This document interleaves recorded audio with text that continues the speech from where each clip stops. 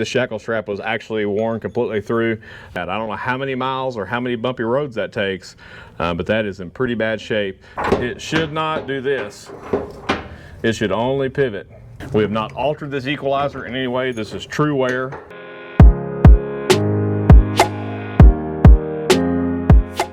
Hey y'all, welcome back. In a previous video, we covered trailer suspension and how they can get stuck in the up position on your axles or how they get cammed over. We covered how to repair that. While we had that trailer in here, you're going to recognize it here soon. If you've seen that video, if you haven't, go back and watch it. But we're going to mock this trailer up to simulate a trailer that I had in earlier this week that we had to get in and get out that had one of the worst suspensions I've ever seen, completely worn out. Don't know how many years, how many miles it had on it, but I'm going to show you what that would look like and how important it is just to take a look at your suspension several times throughout the year. So let's take a look at it. So here I've put the completely worn out equalizer on this trailer to mock it up to show you how bad it was and some things to look for. I've taken the nuts off right here so you can see the shackle strap was actually worn completely through. Even with the nut back on it, if you were to look at it around the side, just in a visual inspection, you can see some of the wear, how the hole is egg-shaped or oblonged, and it needs some attention. So this trailer, this suspension was completely worn out. You can see how loose it is. This here is very common to see how egg-shaped that is and how loose it is on the bolt. We see that every day. These wear out. They're not real thick. You can buy these thicker, or you can double stack these to get a little longer life out of them. But I'm going to show you something that it's probably only the second or third time I've seen this on the equalizer, how bad it is. So let me pull that out for you real quick. This is pretty amazing.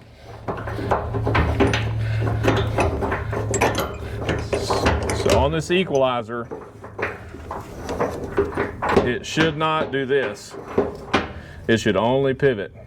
It should have no left to right movement or no up and down movement, only pivot.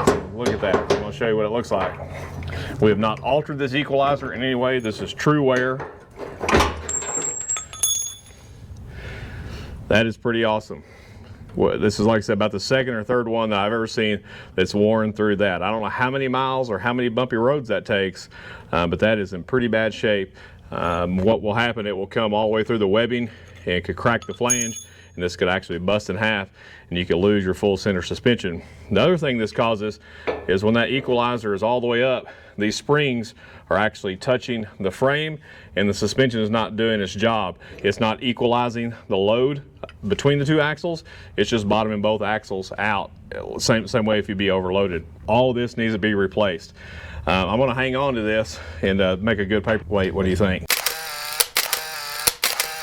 So the repair for this, once you get this off, again, this is a mock-up, is going to be the same steps as our previous video on suspension repair. So we're going to include that footage now. So now we're going to hang our equalizer. Well, a question I get asked a lot: does it matter which direction the suspension bolts go in? Do they have to go in from the back, or can they go in from the outside in? I see them both ways. I do have a preference. I always install mine from the back side, and I'll show you the reason why. If this bolt were to come loose in the suspension going on the road, which it could happen, it's going to come out this way. Yes, it's going to fall out. Your spring will hit the frame, but you can still control your trailer. If you have the bolt here and it backs its way out, it is going to catch the sidewall of the tire. It's going to shred your tire and blow your tire out. That's why I prefer to put my bolts in from the backside. So if one is lost, it's not going to damage your tire. And at least you can get somewhere, at least get off the road or get somewhere to repair it.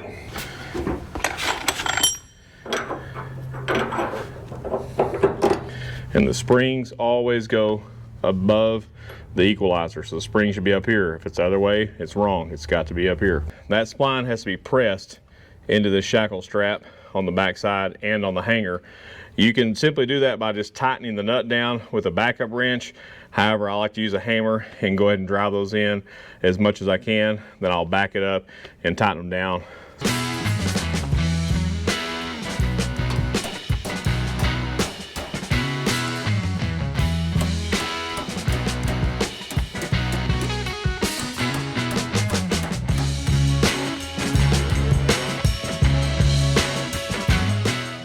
going to tighten all these down, and we're going to tighten them all the way down so it seats that spline in on the back side.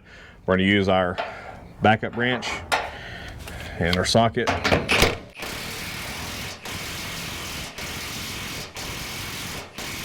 We're going to check it every little bit.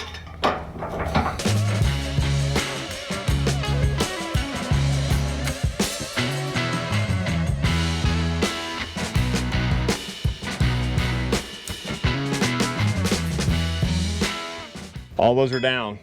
This is the next mistake I see people make. They'll leave it like this. It's all tight, it's in the right position, but there's no travel in the equalizer, shackle straps, or the spring bolts. So once we have them all seated down, we just need to back them off a little bit. I suggest, if you haven't done it much, to use a 7/8 wrench. Just back it off just till it gets some play in it. You don't want it super loose, but you don't want it super tight. I'm going to use an impact gun on mine.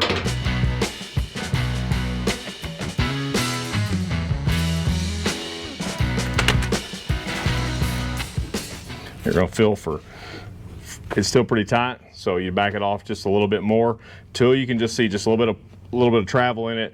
You can also use your floor jacks to jack it up to make sure that it will articulate like it's supposed to, and that goes for the front and rear hangers as well. So now that we've bottomed everything out, we've backed our nuts off to get the proper adjustment in there. I can show you have some movement. You can do that with your jacks as well. Like I said, it needs to have some friction on it, but just not a lot. You can tack weld the nut to the bolt if you want to. A lot of our customers ask for that. We just don't tack weld the nut to that. That way you can get that off down the road. You know, after you've done your first one, I would recommend checking it in a month or so just to make sure everything looks good. You know, something else to look at while you've went to all this trouble, check your U-bolts underneath here. They can come loose. Sometimes this needs to be snugged up, or if you see one that looks like it's been loose for a while, replace that just so your axle stays in proper alignment. So this thing's ready for the tires to go back on. You know, just repeat the same process to the other side. Just remember to get the tension off the springs before you take anything loose. Make sure your trailer is properly supported with jack stands or some type of static block, and use something to support each axle individually so you can manipulate those around as you take your parts off and put them back on. If you have any questions or comments, remember to leave those below. We'll see you soon.